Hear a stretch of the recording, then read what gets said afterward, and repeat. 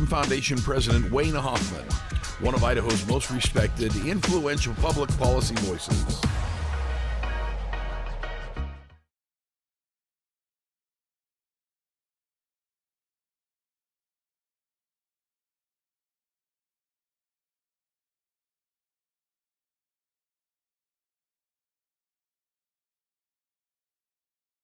Hi, everybody. Hope everything's going okay. It's a Thursday before the election day, and I just wanted to hop on here and talk to you about a couple of things I get a lot of questions about, and that's SJR 102 and the ballot advisory question. I do hope that if you cannot hear me, you will let me know, because last time I tried to do this, I had some technical difficulties, not just the dog barking in the background. Let's start with the ballot advisory question, because I get a lot of questions about that in particular, because it is a complicated question, just in terms of all the things that it embodies, because it embodies the language from House Bill 1 that passed during the special legislative session in September. Here's the question. I'm just going to read it to you so you'll know what to expect when you see the ballot. It says, do you approve or disapprove of the state of Idaho using the record budget surplus to refund $500 million to hardworking Idaho taxpayers, cut ongoing income taxes by more than $150 million, and put more money into classrooms by increasing education and student funding by a record $410 million? Your approval of this effort would combat historic inflation by returning money to taxpayers, creating a simple flat tax, and making the single largest investment in public education in Idaho history. To put this ballot question into the right language, this is bullshit. Okay, this is a loaded question. This is the kind of question you would see on the ballot in North Korea, where it would ask something like, do you approve of Kim Jong-un's handling of the economy and national defense? His greatness has succeeded in making the military terrific and the economy stronger than ever. Do you approve, yes or no? And by the way, if you vote no, then you are a terrible person and probably should be executed. The language in here is really horrendous. It is extremely loaded. Let's just go back and take a look at this. First of all, record surplus $500 million. Remember, the surplus was $2 billion. The surplus was $2 billion. So there's a legitimate question about whether the $500 million is sufficient. And also, the money for education, you might argue that it's not enough money for education, or you might argue that it's too much money for education. But I can definitely tell you that the money was not appropriated for classrooms and student funding. We don't know where that money is going yet. It may go to classrooms, it may not. It's supposed to be appropriated in January. But you might vote yes because you support reducing income taxes, but you might also want to vote no because of all the money being dumped into the public education system. That's a legitimate reason to vote no on it, and certainly because the question is so loaded, where it's trying to elicit the answer that it wants you to give, you might want to say no to it. The other thing is that the vote here doesn't really matter.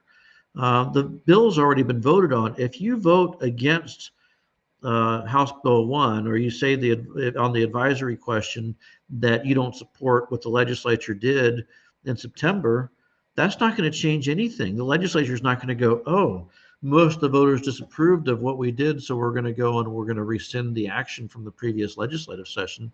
That's not going to happen. So it's a silly question. I'm voting no, in part because it's a loaded question, but also because I didn't support the action of the legislature last legislative session. They gave too little of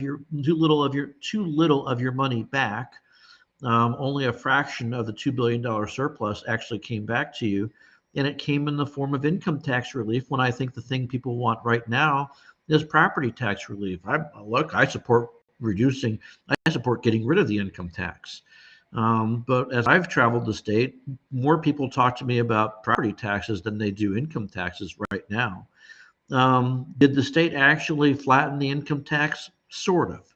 The income tax was flattened in terms of the marginal rate. Instead of having a graduated progressive income tax, you have one that taxes everybody at the same rate. However, it's not quite flat because the income tax still includes a lot of exclusions and tax giveaways in the form of tax credits for certain types of activity in the economy. The biggest one of those is probably the big corporate welfare tax break that the big businesses in Idaho get. And that's not going to change. That's called the investment tax credit. That doesn't change. So it's flatter, but you still have a lot of businesses that benefit from a particular type of tax incentive that, it's not like the flat tax. If it were a flat tax, what would happen is the form would basically be 1 page long, maybe less than a page, and it would take your taxable income and it would multiply it by 5.8%. But it doesn't do that. It has a bunch of credits and deductions and add-ons and so on that defy what a true flat tax is. Again, it's flatter, and that's a good thing. We got rid of the progressive income tax in Idaho that's been in place since I think 1931. That's a good thing, but it's not quite as flat as this question purports it to be. And again, there are some real issues with the amount of money that's being put into the public education system. The amount of money being contemplated to be put into the public education system is more than what the socialists at Reclaim Idaho wanted. So, again, I think there's a lot of reasons to say no, and it's not because you don't like taxes being cut. It's because maybe you think that the taxes weren't cut sufficiently or in the right area, or that you didn't like the fact that a bunch of money was dumped in the public education system without any expectation of accountability. So that's the advisory question. If you have other comments or questions about that, feel free to drop them in the chat and I'll respond to them accordingly. But while we wait for people to chime in, if they decide to do that, I wanted to hit SJR 102, which is a bit more complex. And just to kind of set this up, you need to understand who is supporting SJR 102 and who is opposing SJR 102. SJR 102 is a constitutional amendment that would let the legislature call itself back into session if more than 60% of the members say that they want to be called back into the session. And there'd have to be a specific topic that is addressed, that is contemplated to be addressed at the legislative session. It can't be just a free-for-all. The Idaho Freedom PAC has come out in support of SJR 102, which was supported by nearly every Republican in the legislature. Was it last legislative session or the session before? I don't remember. I think it was a session before 2021. But all the Democrats opposed it, and a couple of Republicans opposed it. And now what's happening is the Idaho Association of Commerce and Industry, which is a special interest lobby group in the state, very powerful. They represent a lot of big businesses. They're opposed to SJR 102. Now, the question you should ask is, why are these liberty-loving legislators supporting SJR 102 and the big business lobby is not? That's the big concern. The big business lobby is against it. So I think the answer is very simple. They like controlling people through a powerful executive branch. And they got to experience that during the 2000 COVID quote unquote pandemic. So I wrote an op-ed. You can find it at the Idaho Dispatch. And it says, I'm just going to kind of read through. I don't know if I'll read the whole thing. It depends on how I'm feeling about it. But it starts out, imagine, and by the way, I wrote this with Fred Birnbaum. Imagine for a moment that an emergency comes up in Idaho. The governor of the state decides to wield unilateral power to, I don't know, shut down the state economy or change laws with the stroke of a pen or even appropriate millions of dollars from the federal government.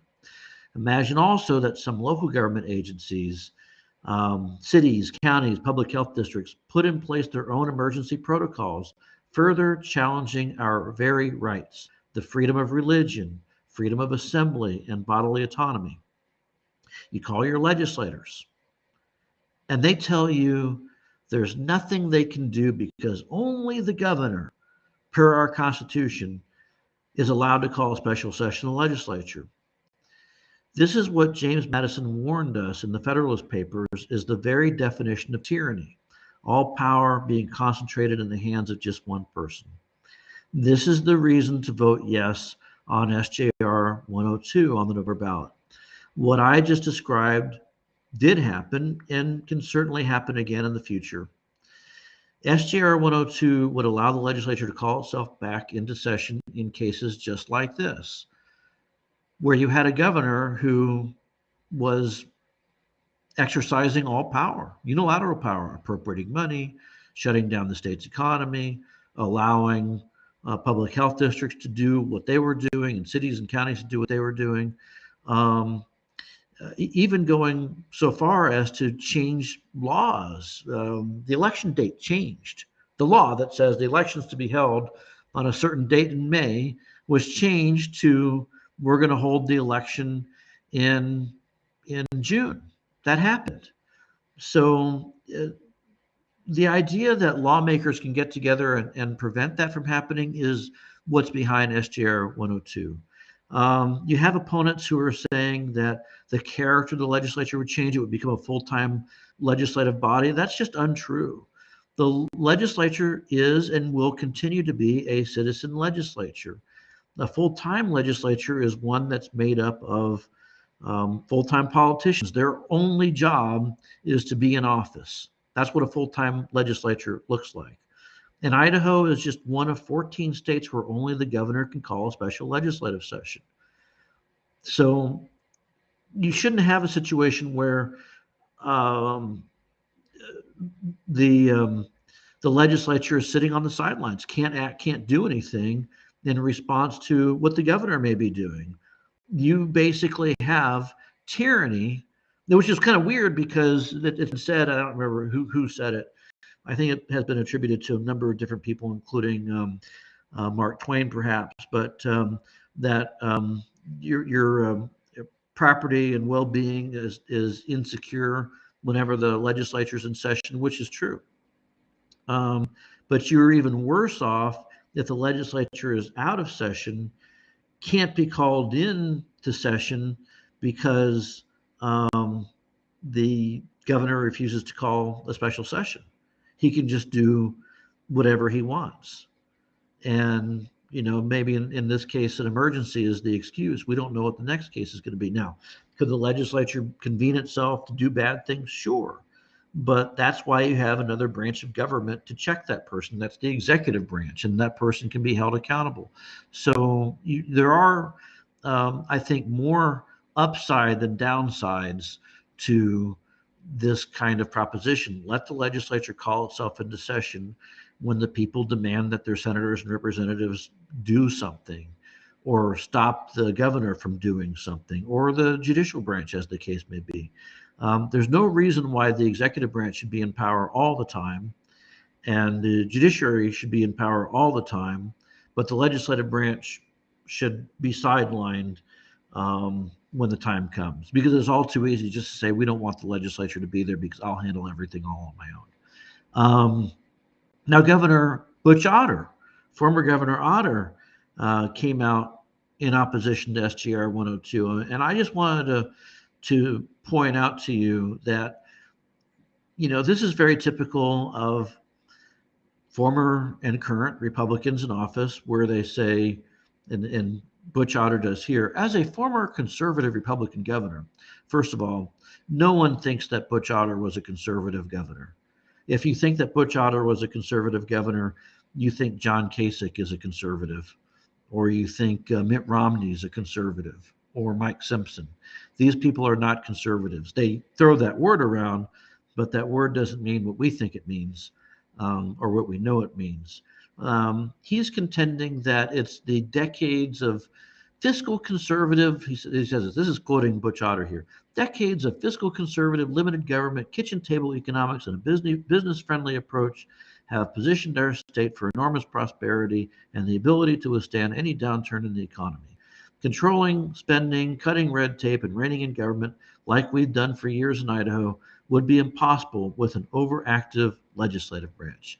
Now, this is a very fascinating statement because, as you may recall, after Governor Otter left office, the legislature refused to renew the myriad regulations that the Otter administration and the Risch administration and the Kempthorne administration and the Pat administration had allowed to congeal in the state administrative code for years.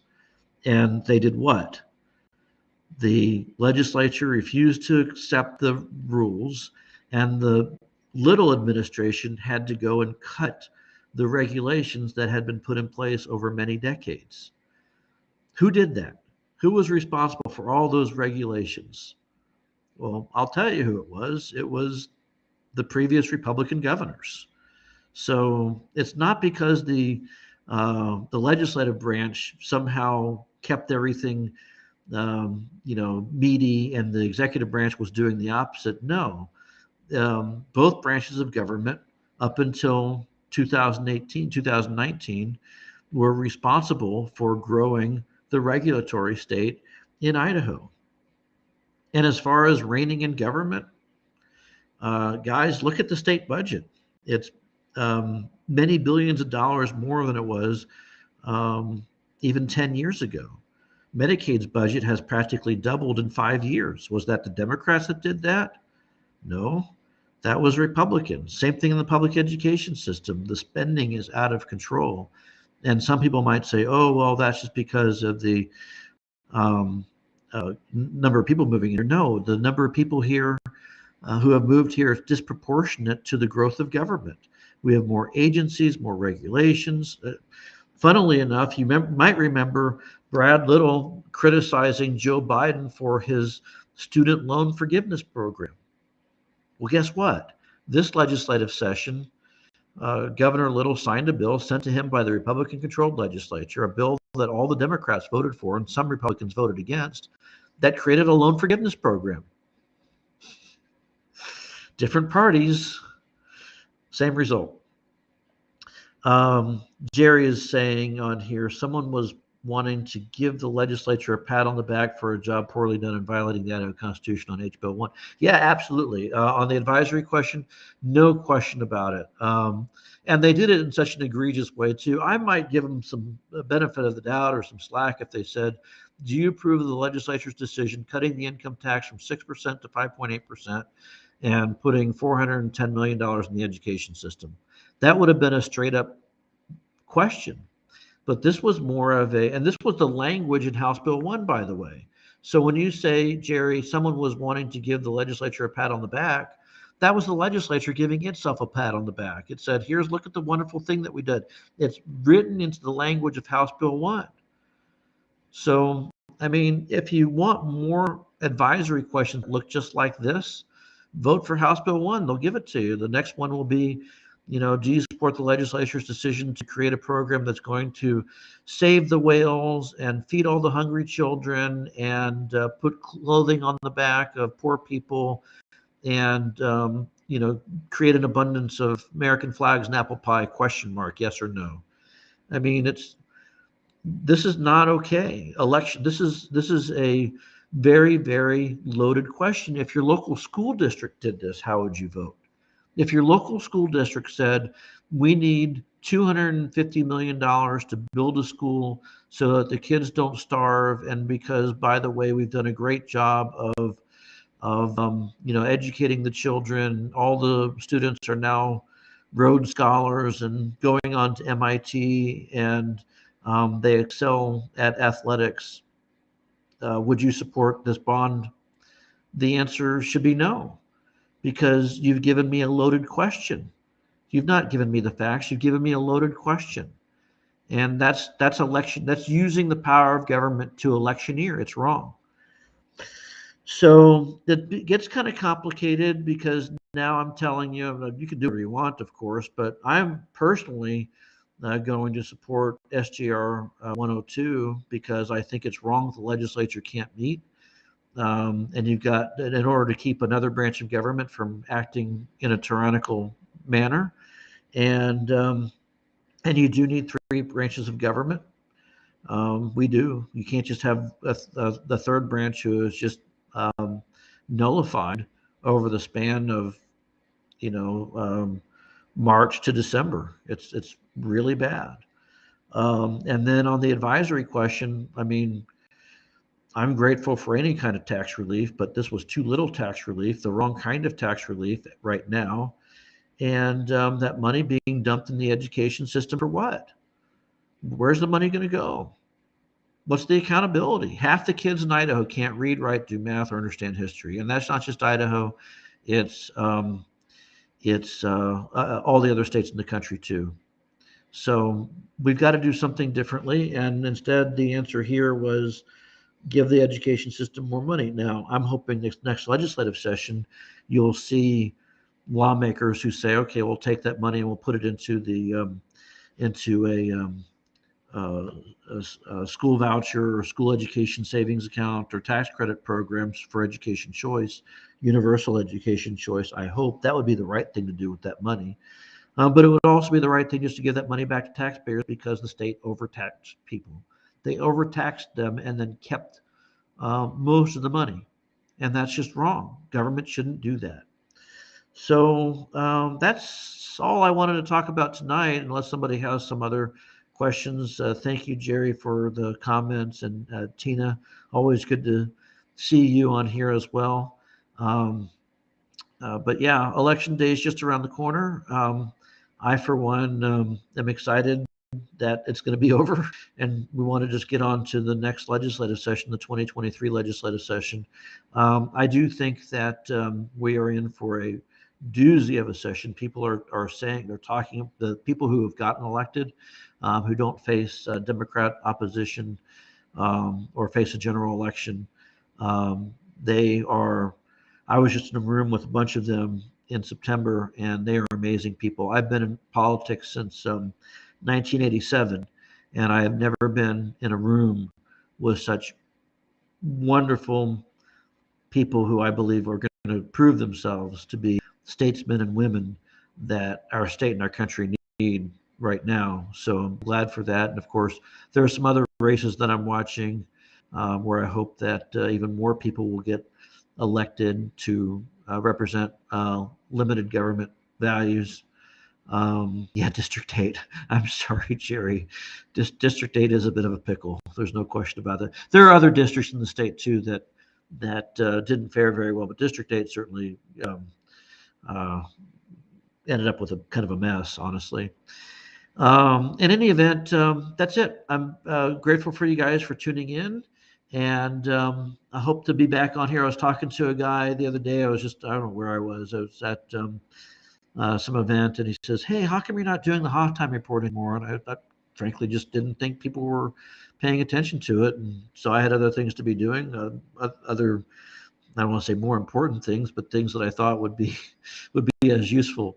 But I appreciate you folks for tuning in, and certainly if you like this content, be sure to hit the like button, subscribe, add a comment in there if you're on a platform that allows you to put a comment, and share this content with your friends, especially the SJR 102 and the advisory question stuff. If you think that my comments will be helpful for folks, shoot them this video. And certainly if other people have questions, if I didn't satisfy your curiosity about these two issues with my comments tonight, then just email me, wayne@idahofreedom.org. Wayne@idahofreedom.org. And I love to chat with people. I love to answer folks' questions. And so don't hesitate at all to reach out if you think that would be of use too. Thank you all for tuning in tonight. We'll see you again next time. Bye-bye.